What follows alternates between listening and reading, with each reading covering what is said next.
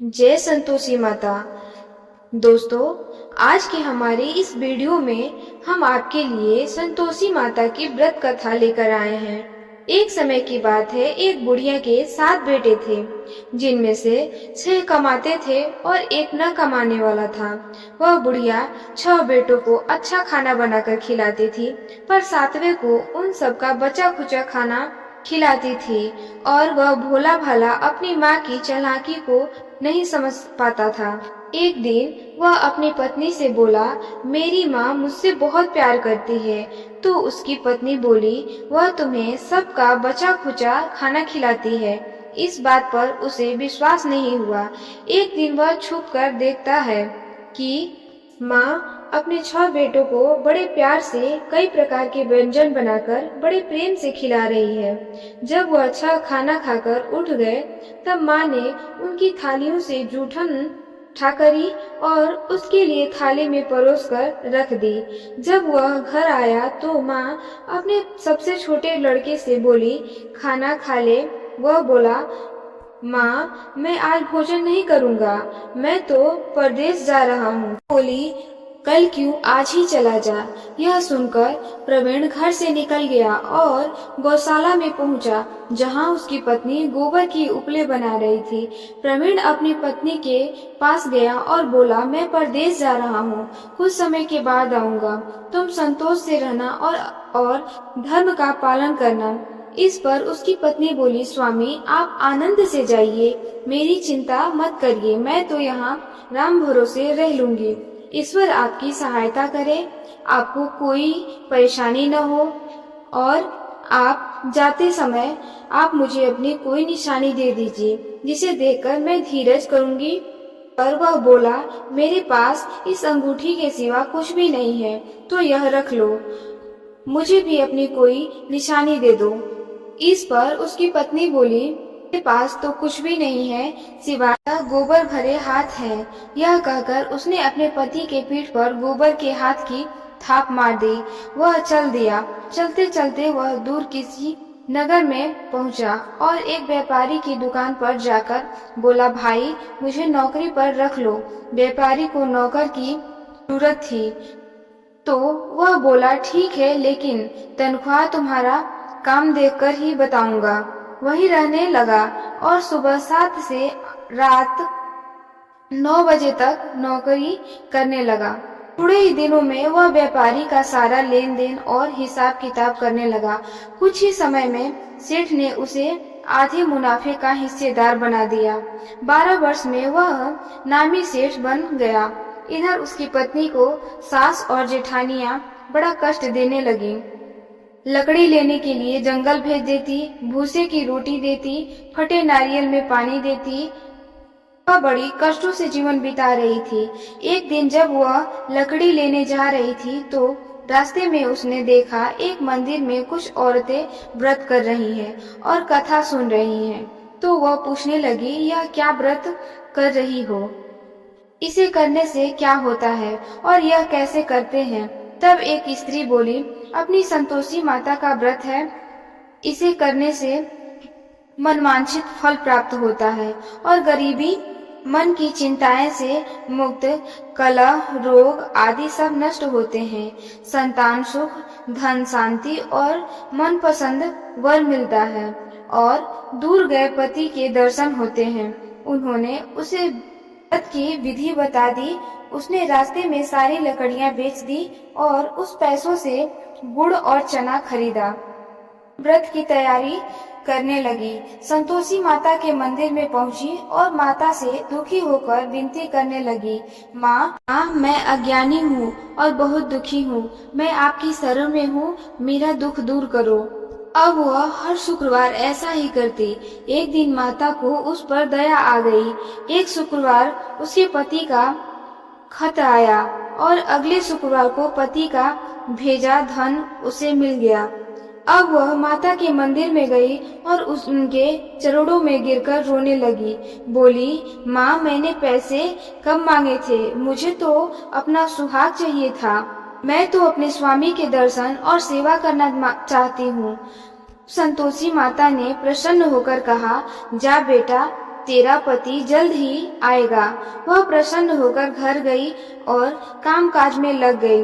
उधर संतोषी माता ने स्वप्न में उसके पति को पत्नी की याद दिलाई और घर जाने को कहा।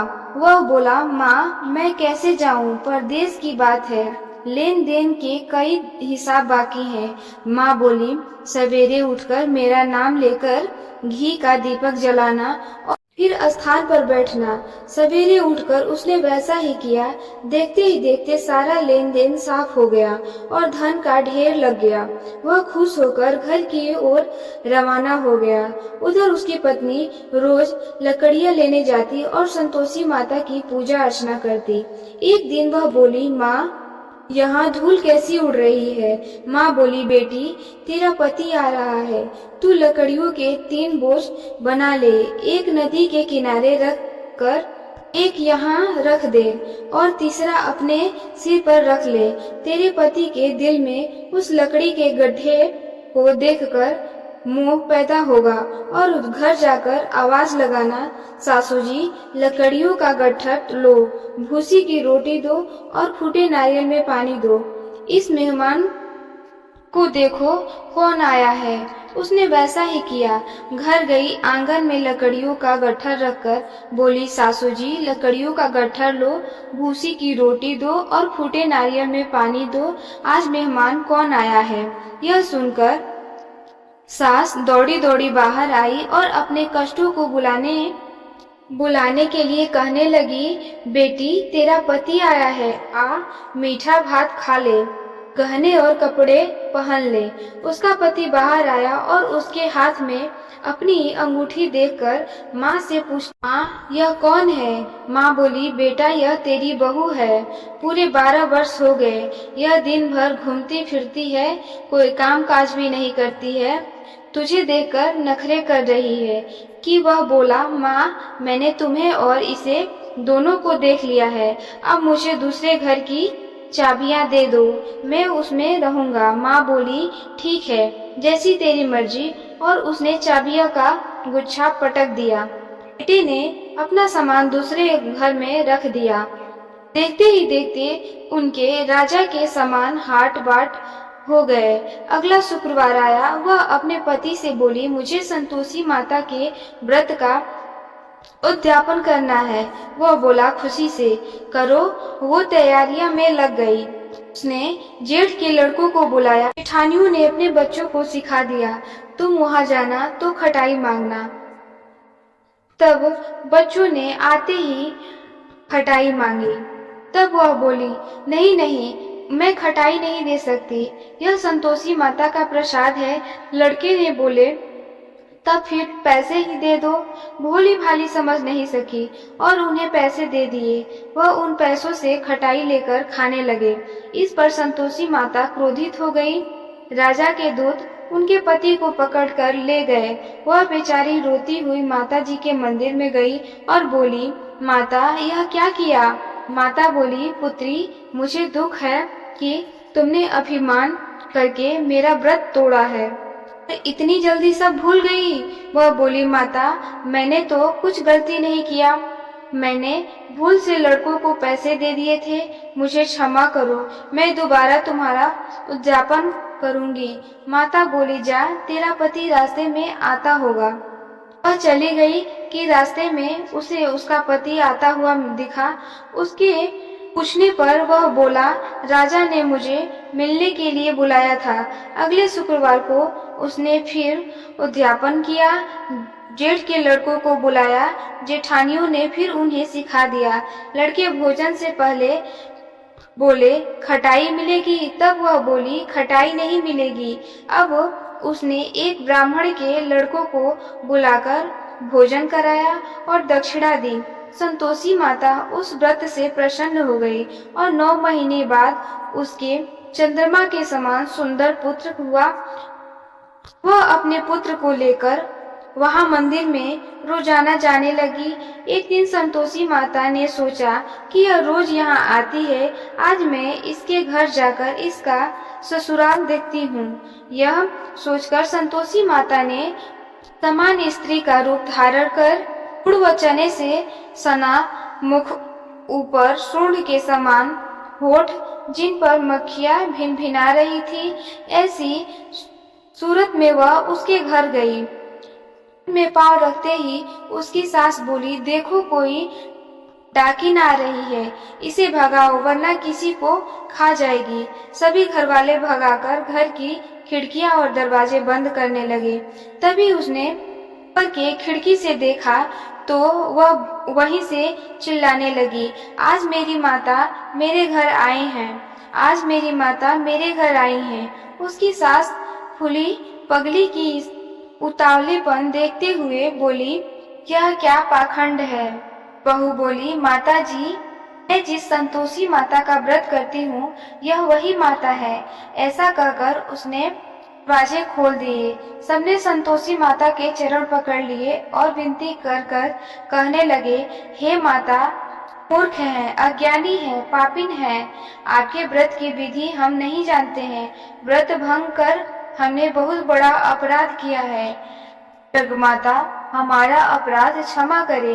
माता बहुत खुश हुई और उस पूरे परिवार को अपना आशीर्वाद दिया। हे संतोषी माता, जिस प्रकार आपने उस बहू को फल दिया, वैसे ही कहानी को कहने, सुनने और हुंकार भरने वाले सबको देना। दोस्तों, संतोषी माता को संतोष, सुख, शांति और वैभव की माता के रूप में पूजा जाता है। माता संतोषी भगवान श्री गणेश की पुत्री हैं। इनका यह व्रत करने से धन, विवाह, संतान अपनी बहुत सुखों में वृद्धि होती है। यह व्रत शुक्ल पक्ष के प्रथम शुक्रवार से शुरू होता है और 16 शुक्रवार तक व्रत कर इसका उद्यापन किया जाता है। गुड़ और चने का भोग माता को लगाया जाता है। यह व्रत करने वालों को खट्टी चीजों नहीं खाना चाहिए और न ही हाथ लगाना चाहिए। तो प्यारे भक्तों, एक बार प्रेम से बोलते हैं, संतोषी माता की जय। तो भक्तों, अगर यह वीडियो आपको पसंद आई हो तो इस वीडियो को लाइक करें और सब्सक्राइब करें ताकि हमारी वीडियो आप तक पहुंच सके।